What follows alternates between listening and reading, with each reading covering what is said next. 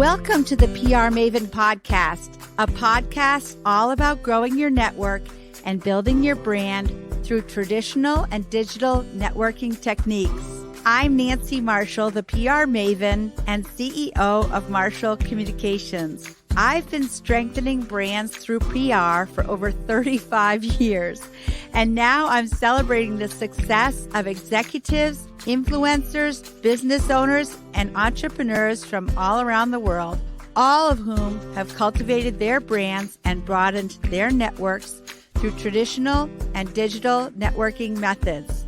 Each week, I interview one of these interesting and influential individuals and provide an opportunity for you, the PR Maven Nation, to gain insights from their strategies and stories. So stay tuned for this week's episode, and thanks for listening.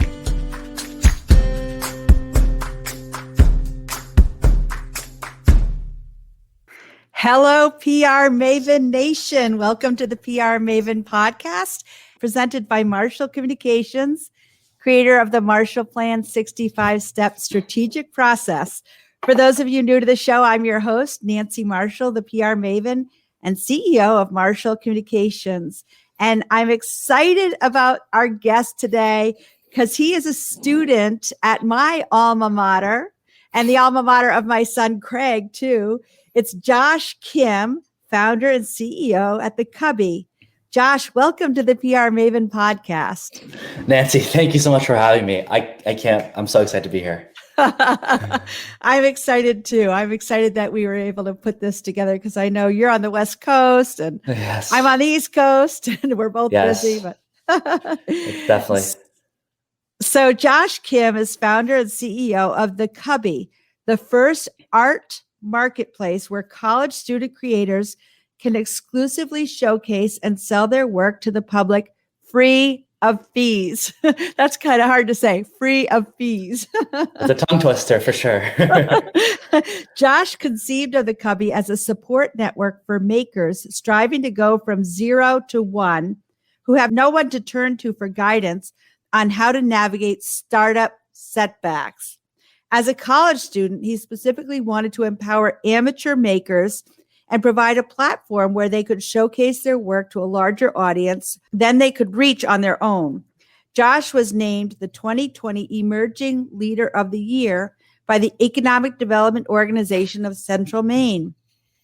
There are over 600 student artists from 200 schools across the country represented on the Cubby. That's amazing. So Josh is from Waltham, Massachusetts, and he's a senior at Colby College studying product design and sociology. Congratulations, Josh. It's not easy to just be a student or just be an entrepreneur, but you're both. Right. It's definitely not easy. So along those lines, Josh, tell us about your entrepreneurial career and how you've combined it with attending Colby College, which is one of the most competitive colleges in the country. Right. And you should know, right? Since you were, I'm just following your footsteps right now. Well, I think it was less competitive when I was there. Well, still same school, same brand, same education. Yeah. So my entrepreneurial career and Colby College, it's funny. I didn't start this journey thinking I was going to get into everything I've gone into. And I think I have to start with kind of a reminder to myself and a saying I like to remember as I started my college journey. And small wins add up. It's something that I like to actually think a lot about. It's something I kind of came to realization in high school. But this idea that, to get somewhere far, you need to take the first step, and you really need to take, really small steps in order to accomplish something big. And when I first came to Colby, especially with my education, I thought about it this way and took a lot of classes from varying different majors just to kind of, because I had no idea what I wanted to do entering Colby. And this same saying, small wins add up, came into play when I really started this entrepreneurial journey as well.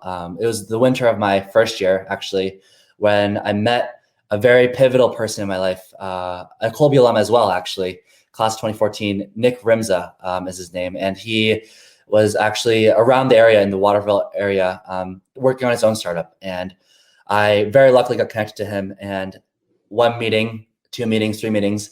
And and that actually ended up leading to my entrepreneurial journey in Central Maine. And the birth of the Cubby came from that as well. So really started really from very small, really taking small steps. And it's quite the journey ever since.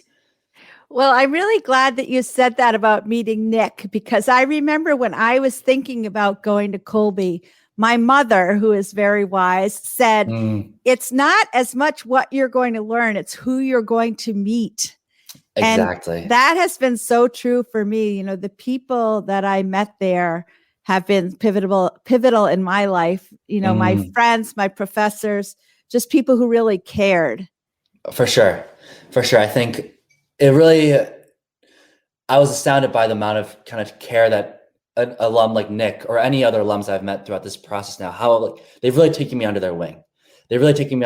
Shown me the ropes, and without any question. And so I've honestly grown tremendously from those people as well. So I definitely attest to that as well. Well, as someone who has mentored younger people, I can say that the person you're mentoring has to have the desire and the willingness to learn, and that energizes the mentor. So it's really a two-way relationship. So I'm sure that your passion and focus and enthusiasm for what you're doing, your entrepreneurialism, feeds into the energy that the mentor is giving you. Right. Definitely a two-way street. I've come to realize that as well. I think the biggest thing is energy, just having energy to learn, energy to be curious, energy to really, push forward and see your potential. I think that energy is definitely bounced around between a mentor and a mentee. So I agree with that as well. I agree. So tell us about the Cubby, Josh. Yes. Oh, the good old Cubby. It's crazy. As I look back now, and I was preparing for this, I realized it's actually almost my 2.5-year anniversary working on the Cubby. And, for someone, for someone who's been, working on many ventures, that might seem like not a lot of time, but as my first venture, 2.5 years is a long time. And especially as a rising senior, that means 2.5 out of my 3 years in college was spent on this. And I think during COVID and now even this summer, I've been able to reflect a lot on that time, and I couldn't be more grateful. But yes, the Cubby. The Cubby is, as you mentioned, and presented so well, is the first art online marketplace exclusive to college students, where they receive 100% of what they ask for. This idea of being exclusive to college students and giving them 100% are kind of our two major value propositions, and kind of what we're proud of as a team to represent as our product. And it is, something I've been working on since, as I mentioned, the winter of my first year. And there's actually been a pivot. There was one pivot during that 2.5 year period. And we really officially launched in February of 2021 with the art marketplace pivot. And we are now proudly at 200 schools, almost at 250. And we're very excited to keep pushing our brand to as many college students as possible. Well, I mean, there's so many great things about this concept, but for one thing, I can feel like if I was a young artist and I was part of this movement, it would empower me. And also, artists need to be focused on creating as opposed to the entrepreneurial side. Whereas like people like you and I who are the entrepreneurs, like we can focus on the business, but it's a different mindset to be creating art. And you can be more creative if you're not thinking about like making money, right? Because making money is a whole different mindset. Yes, agreed. I think that's actually the major pain point that we did a lot of interviews before we really launched this, art marketplace, and that you'd hit the nail on the head. Really, this sales element and organizing and managing your online digital presence and marketing and social media presence. These are all that's not the reason why these artists are in this. They're not in this to grow their own brand and really try to present their best digitally. It's really that, those late nights and kind of, those creative early mornings and really getting to that work and to that piece and really, giving it their best and not necessarily presenting and having to be all salesy or marketing it, which I completely agree with as well. Yeah, it's a lot to think about. Now, Really I is. want to talk about Greenlight Maine because I have been part of Greenlight Maine for several years. And of course, Julene Gervais is a very good friend of mine. She's the host. And Yes. how has that helped you with your public relations? That has actually been the root of many, many articles, and honestly, the intro and the door to many different people and networks that I wouldn't have even imagined previously. This is actually, so this past year was my second year in Greenlight Maine. And whether it's Julene Gervais, Nat Thompson, the whole Greenlight Maine crew has really kind of supported the Cubby and myself and really set intros to all sorts of people in Maine and outside of Maine as well. And you actually are one of those people where I met you last year at a banquet for Greenlight Maine.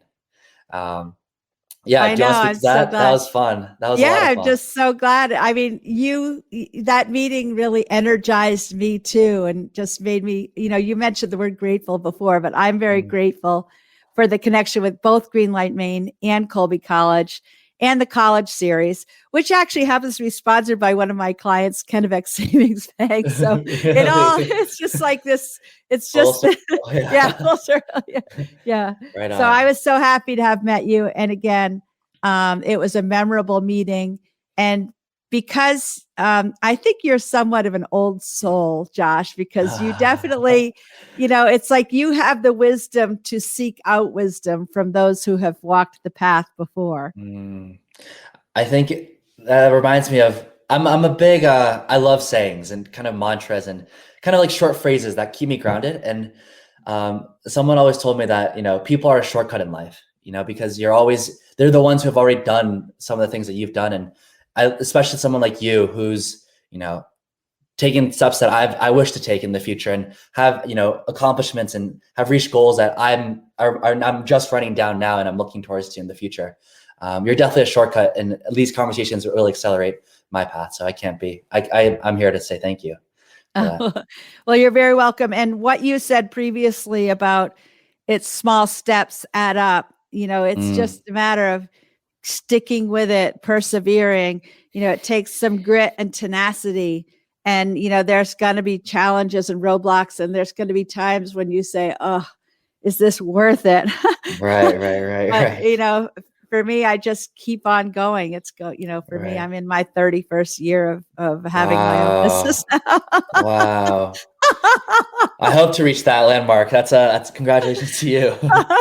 And, it's still just as fun. It's like I still feel the same passion now as I did when I started it. So, and that's important. That's important to keep the fire going. That's not easy either. So, yeah, I hear you. So, Josh, one of the keys to building a strong brand is to have a brand community. Tell us about the community. I mean, that's what I have with PR Maven Nation. Right. And tell us about the community and how people are at the core of what you are building with the Cubby. Right. It's actually, the first thing I share when they ask about the Cubby is that I can't emphasize enough, is that the Cubby is really truly not a marketplace of product. It's a community of people. That's the main reason why when you go on thecubby.com, the first thing you see are people. You see faces of our college artists. You see, the profile pages. And our team really built out a very extensive profile page so that these artists can have a bio, link their Instagram, link their LinkedIn, tell them their college story. And the main kind of differentiation I like to think of as our team built this product is that compared to an Etsy or Society6 Redbubble, we really want to highlight these college artists' journey and their story as an artist and as a student, rather than, their work that was manufactured in some factory, or how cheap it was to make their work, or what it took to make their art. Because that art, as much as that art is important, you're not supporting necessarily the work, you're supporting the artist.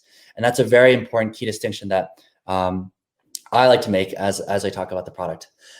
So to that community element that you ask, our community has grown tremendously. I think with the pivot, we actually made a very important change, which is that we allowed shipping to be integrated into the platform. And we also opened up the entire marketplace to the entire public, so that while only college students can sell and can showcase their work, any single person, any member of the public can actually buy this work. So I think that opening up those gates really opened up our community. And I'd say, not the best representation, but one that definitely helps us kind of realize how much our community is growing is through social media.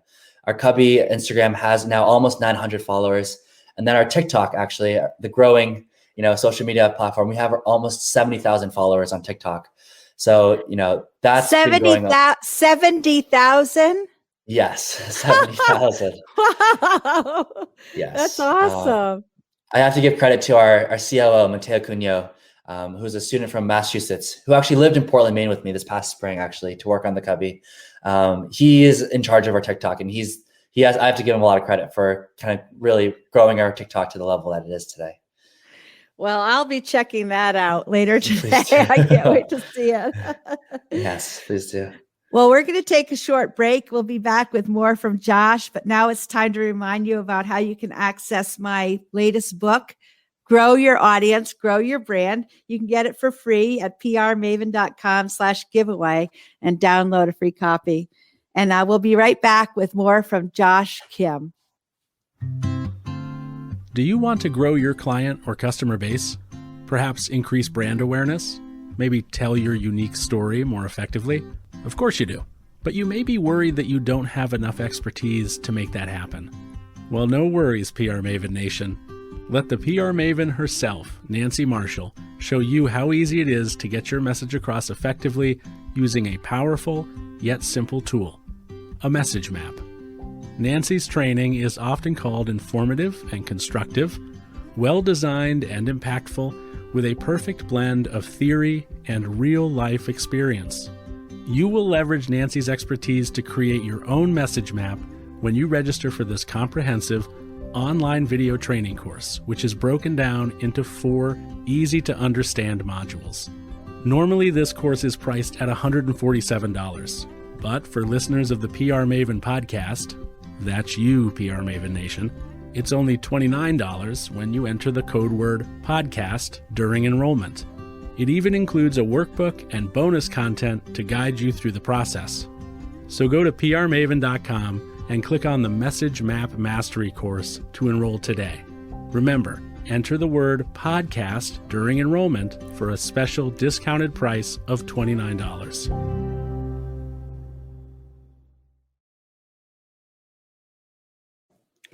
Welcome back to the PR Maven podcast. And we're talking with Josh Kim. And this podcast, actually, since we went to StreamYard recently, it's now available on Facebook and YouTube, which is very exciting. As Josh was talking about with social media and the Cubby, we've been exploring new means of getting the PR Maven podcast out there, and it's very exciting. And I'm hoping that he's going to share it with all of the college entrepreneurs. Of course. Your bright face will be a delight to our college artists. Maybe I'll have to do a little TikTok too. A little dance to go with it. I was picturing that'd be great. So, Josh, have you intentionally set out to build your personal brand through your entrepreneurial journey, or have you been more concerned about the company brands? It's funny you mentioned that. I would honestly say that this interview itself is probably the first step I've taken, really the first active step I've taken to my personal brand. I say that because, when I first started this journey with the Cubby, that this wasn't my intention to, grow my my own presence, my digital presence, and get my name out there. But, as any, I think, founder or CEO of any company might have to attest to, is you do have to kind of put yourself out there in order to kind of get your product out there as well.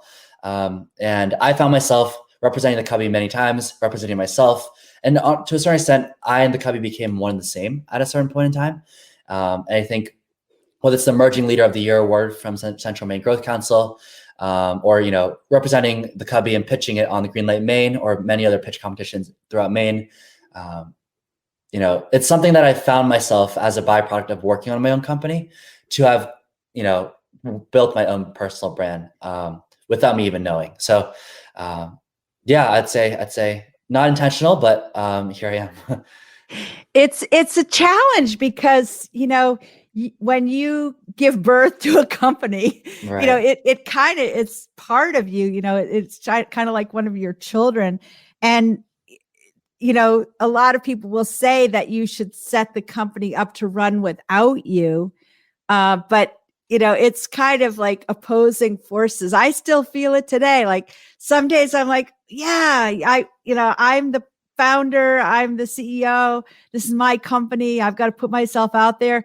And then I'm like, well, wait a minute, I have 7 other Right. people working for me and I need to let them blossom as part of the company too. So Exactly. it is constant tension as I a mean, founder. I will say your face is on your logo. So that's that if my face is on the Cubby logo, I'd have a much more difficult time as well. Well, actually I have 2 brands myself because I have the Mm, PR Maven brand, which is what I do for personal branding. right, And right, right. yeah, I have my Bitmoji, but then for Marshall Communications, that's a little more separate. So, Right, right, right. and Marshall Communications is the PR agency with the 8 people. So Mm. Actually, not to add too much to this, but I think there's an important distinction or addition I need to make to this question, which is kind of the personal brand versus like your personal life. I guess what I'm trying to say is I've come to realize, and I know that you've come across it multiple times. When I first started the Cubby, especially in the college community, that word traveled fast, and even all my closest friends and friends I didn't even know, kind of saw me as the person who's working on the Cubby, or they really attached the Cubby to my name. And I just feel like it's important to speak on differentiating your personal brand, which is your professional work, and your personal life. And I found myself talking about the Cubby so much in my professional life that when it came to my personal life, I wanted to make sure that wasn't always what I discussed with my friends, or I could have that filter and kind of have put work where work is, and my own fun and my own life where where that fits. And so I don't know, I think that's important to talk about a little bit as well, and you must know this as well. it is a challenge. It's because when you're as passionate as you and I are about our work, it is Right. hard not to talk about it all the Right, time. right. Yeah. And So yeah, I get that. I get that. yeah. So, well, what is your advice to student entrepreneurs on using PR and personal branding to promote their companies? Use your college network, use your college community, start there. And, I think for me, those are really seeds that were planted without, even by being a part of the Colby community, for example.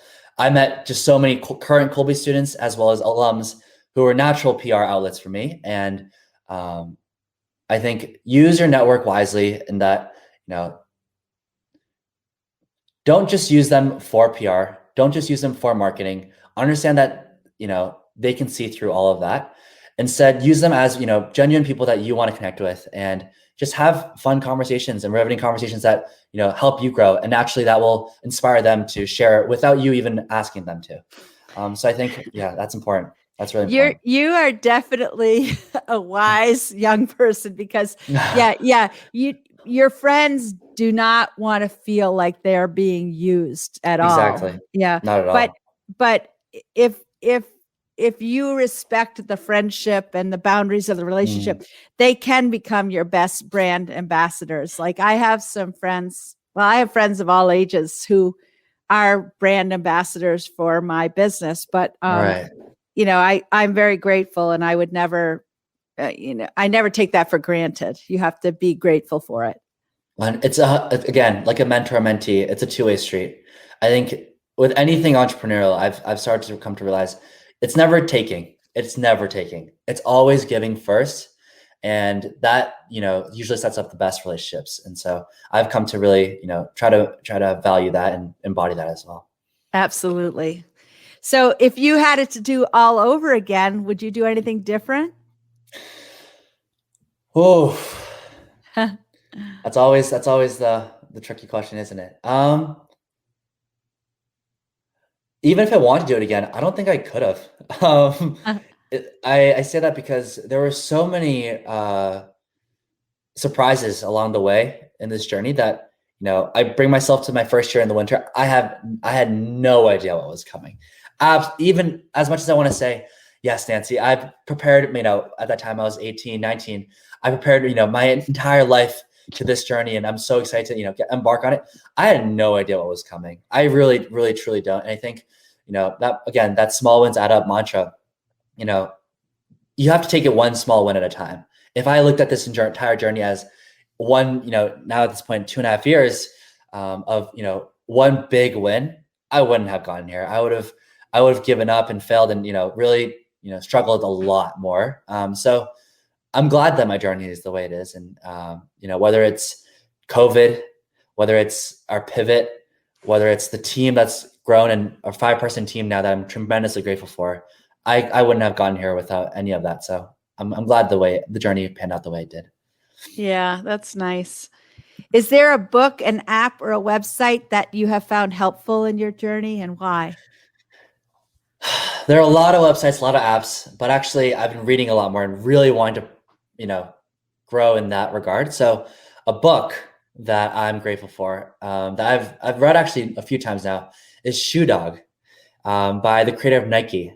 It's one that not many people have heard, especially in the entrepreneurial world, but it's one I can't recommend enough, because the founder of Nike, Phil Knight, he really has a perfect blend of not only just the entrepreneurial journey, but how important it is to balance that personal life with it.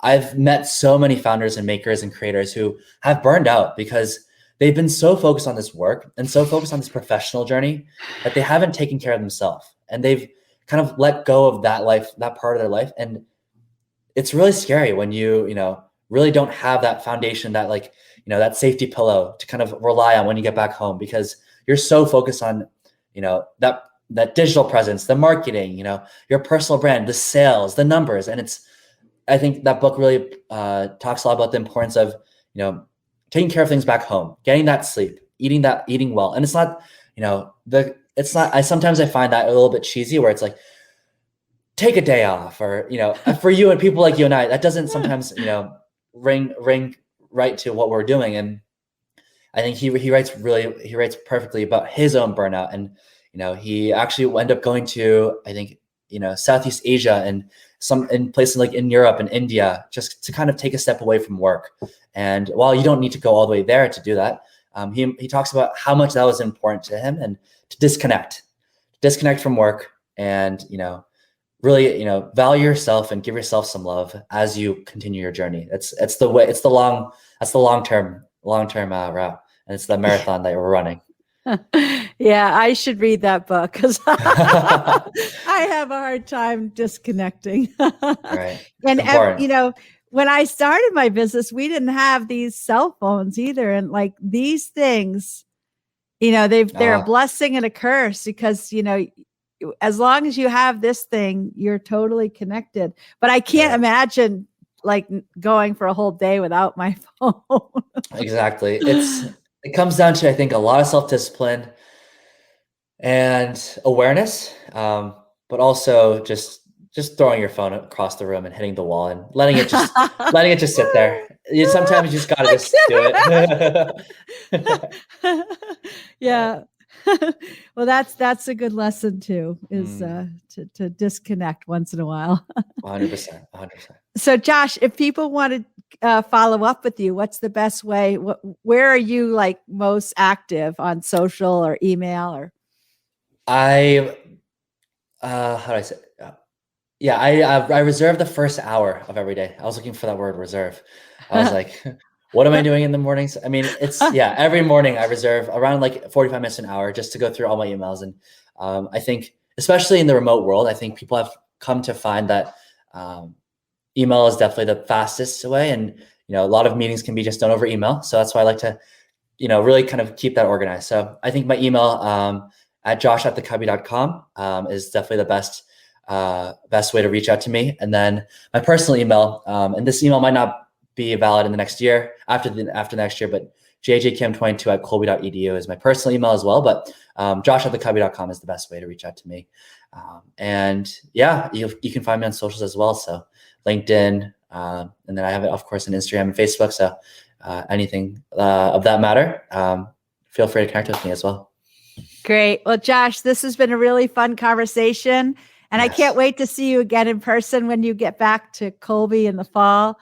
Yes, we need to share a lobster roll or something. I want to definitely, catch up and just chat in person. Yeah, So that'd be great. I look forward to it. I wish you all the best.